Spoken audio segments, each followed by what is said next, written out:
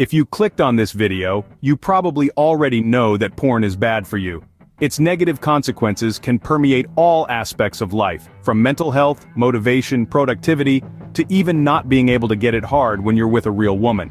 Today, I will share with you why and how porn can destroy your life. I will cover everything from what it does to your brain, to tips to stop beating your meat, so stay tuned. Let's get into it, brother. First, we need to understand how our brain reacts to pleasure. You can skip this part and go to the next chapter if you don't care about the science behind it, or have a limited attention span.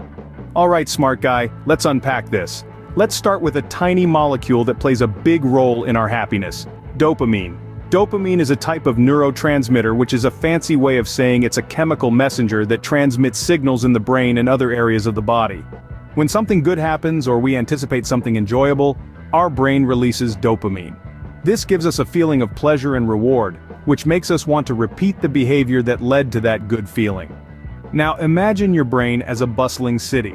Neurotransmitters like dopamine are like the mail carriers, delivering messages between different parts of the city, or in this case, different neurons in your brain. When something pleasurable happens, it's like a dopamine postman delivers a special package of feel-good messages to different parts of your brain. However, not all pleasure is created equal.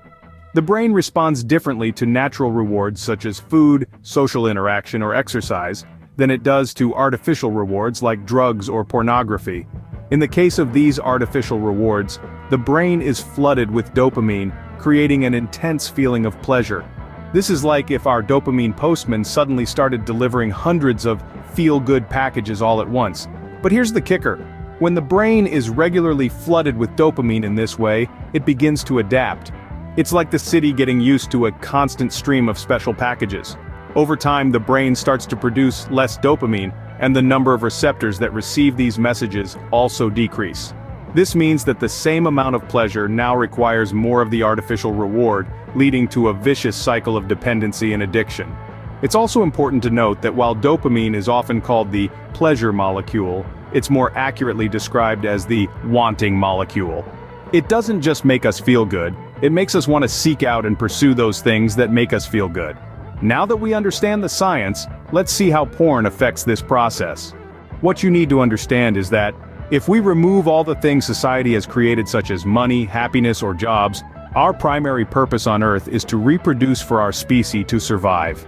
In the past, to achieve that purpose, men had to become strong, hunt, and be able to protect their family if they wanted to be worthy of getting a female. Women only picked men that could assure the protection of their offsprings. The alpha males were getting most of the females, and weak men were forced to become strong, or were left out. Men used to use their sexual energy to become stronger in order to attract females. The issue is that, today with internet and porn, men no longer need to be strong or to provide in order to have sex. They can just jerk off of pixels on their screens. You see, our brain haven't evolved much since the caveman era. So whenever you fap and ejaculate, your brain thinks that you are reproducing with a real woman. So you are essentially achieving life purpose. That is why after an ejaculation, you lose motivation and don't feel like doing anything. Your brain thinks that you're good, you already worked hard to be able to reproduce, so now you can rest. And this is problematic because, as you know, it kills our drive. Your semen is like your life force. So instead of wasting it on a napkin, use that sexual energy to go to the gym, make money, and essentially become more attractive in order to be able to have sex with real women. That's why people who gets on nofap suddenly blossom, because they get their life force back. In addition to that, porn is highly addictive.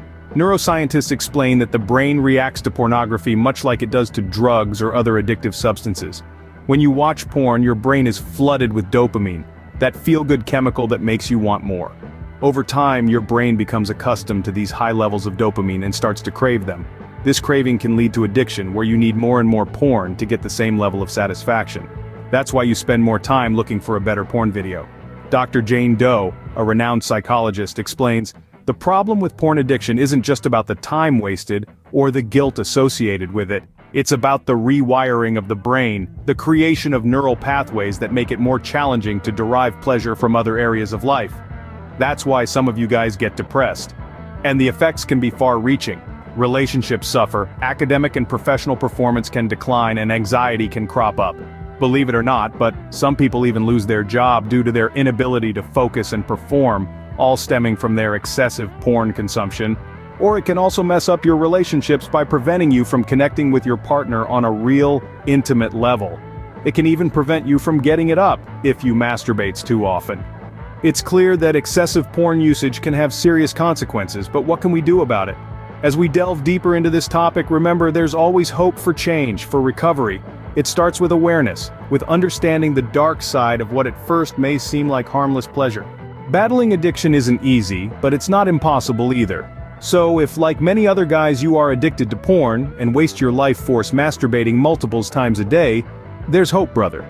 You see, the fight against porn addiction is a multifaceted approach that requires determination, patience, and the right strategies. I'm not going to tell you to quit porn cold turkey because it just doesn't work. Instead, like any other addiction, you need to focus on reducing the number of time that you do it per day, then per week, then per month. So if you currently masturbating 5 times a day, aim at masturbating only 2 times a day, then work your way up to 2 times a week, then 2 times a month. Also, try to replace it by another activity. The busier I get and the less likely I am to think about beating my meat. Let's listen to some expert insights into these strategies. First, it's important to understand that the brain is a powerful tool, capable of retraining itself. The process is called neuroplasticity.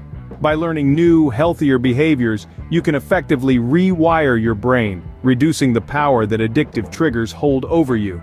Next, we have cognitive behavioral therapy, or CBT. This is a form of therapy that teaches you to identify and challenge the thoughts and behaviors that lead to addictive patterns. It encourages you to develop healthier coping mechanisms and behaviors. Mindfulness meditation is another powerful strategy. It fosters a heightened awareness of the present moment, helping you to recognize and manage your cravings before they escalate. But remember, you don't have to face this battle alone. Reach out to support groups, therapists, or trusted individuals in your life. Sharing your struggles, listening to others who are in the same boat, can help you feel less isolated and more empowered to overcome addiction. Moreover, consider a digital detox. As you know, porn is everywhere. On Instagram, Facebook, Twitter, everything can trigger you. Reducing screen and limiting exposure to potential triggers, especially at night, can be immensely beneficial. Lastly, self-care should not be underestimated. Regular exercise, a balanced diet, and adequate sleep can do wonders for your mental health, making you more resilient in your fight against addiction. Now, these strategies aren't a one-size-fits-all solution. What works for one person may not work for another. It's about finding what works for you, and being patient with yourself as you navigate this journey.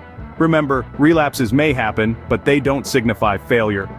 They're just bumps in the road, opportunities to learn and grow. So, keep going, keep fighting, because every step you take, no matter how small, is a step towards a healthier, happier you. Remember, the battle against addiction is a journey, not a destination. We've learned a lot today, but knowledge is only the first step. It's time to take that leap of faith, to go from understanding to action. It's time to address the elephant in the room, your porn usage. Remember, it's not about making you feel guilty. It's about understanding its potential impact on your life and making the choice that's right for you. It's about regaining control, realigning your values, and reshaping your habits. Think about it. What could you achieve with the time and energy you currently spend on porn? Could you be more productive, more focused, more present in your relationships? Could you lead a richer, more fulfilling life? There's a wealth of resources out there to help you navigate this journey. Self-help books, online forums, support groups, professional therapists, they're all at your fingertips. I will be making more videos about it as well, so consider subscribing to the channel. And don't forget about the power of community. There are countless others on the same path, and their experiences, insights, and support can be invaluable. So don't be afraid to reach out, to ask for help, to share your struggles and victories. It's okay to be vulnerable, to admit you need support. It's okay to stumble and fall. What matters is that you get up, dust yourself off, and keep moving forward. Remember, you're not alone in this journey. Reach out, get help, and take back control of your life. Thanks for watching. See you in the next one.